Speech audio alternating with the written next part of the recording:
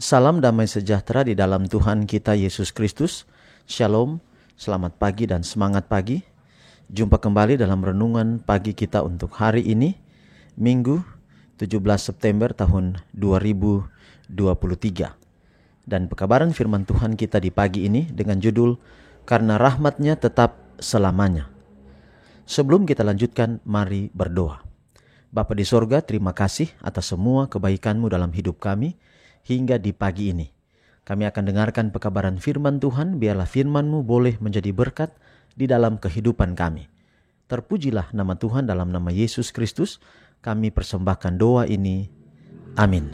Sekali lagi pekabaran firman Tuhan kita di pagi ini dengan judul, Karena Rahmat-Nya Tetap Selamanya.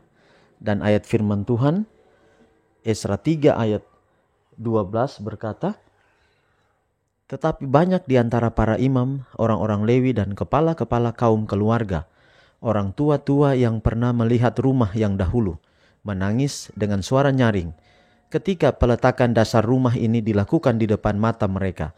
Sedang banyak orang bersorak-sorai dengan suara nyaring karena kegirangan. Sekali lagi, Esra 3:12, tetapi banyak di antara para imam, orang-orang Lewi dan kepala-kepala kaum keluarga, orang tua-tua yang pernah melihat rumah yang dahulu, menangis dengan suara nyaring ketika peletakan dasar rumah ini dilakukan di depan mata mereka.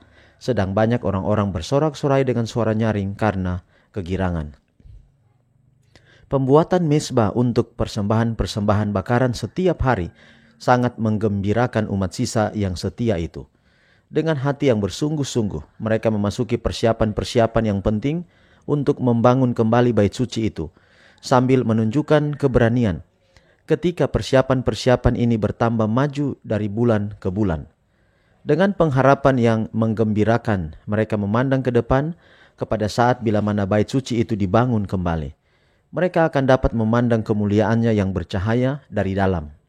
Segera pekerjaan dilanjutkan sampai kepada titik di mana landasan batu harus diletakkan. Hal ini dilakukan di depan beribu-ribu orang yang berhimpun untuk menyaksikan kemajuan pekerjaan itu dan untuk menunjukkan kesukaan mereka dalam mengambil bagian dalam pekerjaan itu. Sementara batu penjuru diletakkan di tempatnya, orang banyak itu disertai dengan nafiri para imam dan ceracap Bani Asaf. Secara berbalas-balasan mereka menyanyikan bagi Tuhan nyanyian pujian dan syukur, sebab Ia baik, bahwasanya untuk selama-lamanya kasih setianya kepada Israel. Jadi bersyukur adalah kewajiban kita.